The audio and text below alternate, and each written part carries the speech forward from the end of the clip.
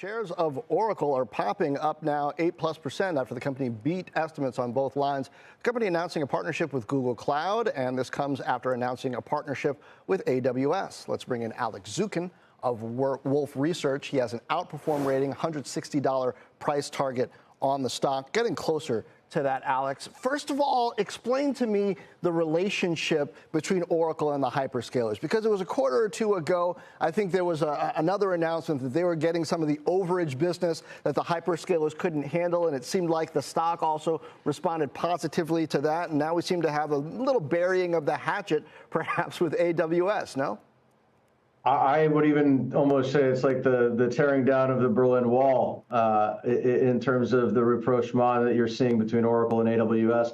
I think it's really, at the end of the day, it's a win for customers. I think ultimately customers have a lot of core workloads that are running on the Oracle database, and I think they have a lot of partnership opportunities these days in terms of where they want that compute, and they've signed very large, very long duration deals, and the ability to use the dollars, use the compute from your preferred vendor to run your most mission critical workloads. I think Oracle's making it easier. I think Oracle's figured out that there is a real advantage to being able to tell your customers that they can run their Oracle database workload and not worry about which hyperscaler they're using, maybe even potentially be able to run it on multiple hyperscalers or have that be even something that you can kind of bounce one off the other. So I think it's an advantage for Oracle. I think they've been working really hard to get this type of parity between the hyperscalers, and I think they just announced it.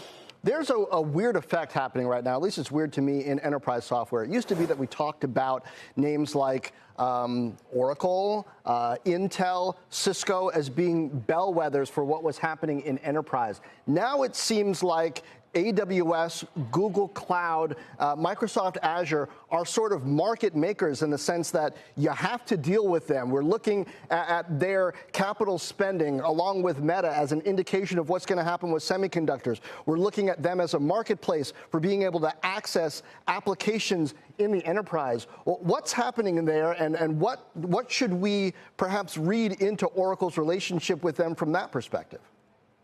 Yeah, I think it's if you can't beat them, join them. And I think the amount of CapEx required to build out global scale compute and hyperscaler services, the ability to train, acquire enough GPUs and energy and compute to train the kind of foundation models and cutting edge large language models that are required and increasingly necessary for next generation workloads. I think this isn't if you can't beat them, join them, but I think Oracle's way of joining them is really unique and interesting. And I think you're going to see more of this because it's not just that they're market makers, it's that they're the stores through which you're consuming your workloads, your compute. And so these contracts that now $1 of AWS, $1 of Azure, $1 of GCP can be used on your Oracle commitments. I think that's a really intriguing go-to-market evolution. I think you're seeing a lot of companies, not just Oracle, take advantage of that. Okay. And I think that's the way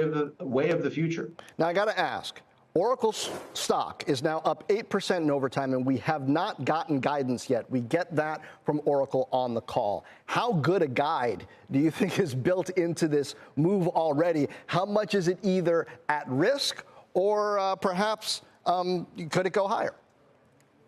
Well, look, after hours moves, particularly in what has become an extraordinarily volatile software tape, I think are less indicative of what you're going to see on the guide.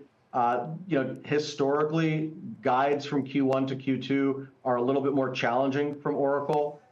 Even if they guide more aggressively than they're used to, they might come in just maybe slightly below where the consensus estimates are. So I think it's, investors are starting to look maybe a little bit longer term on Oracle, and that's what you're seeing in the move. I think the relationship with Amazon, the backlog and the RPO that they just announced at $99 billion, indicative of what might be a longer duration growth curve, and prior commentary from Oracle CEO saying they're going to accelerate every quarter this year. They're going to grow faster coming out of this year. You've got an analyst day coming up on Thursday where all indications are they're going to take their long-term target up for next year from 65 billion to something else. I think all of those are maybe a little bit more of the focus of the move than the guidance. But they got a high bar to clear on the guide for sure.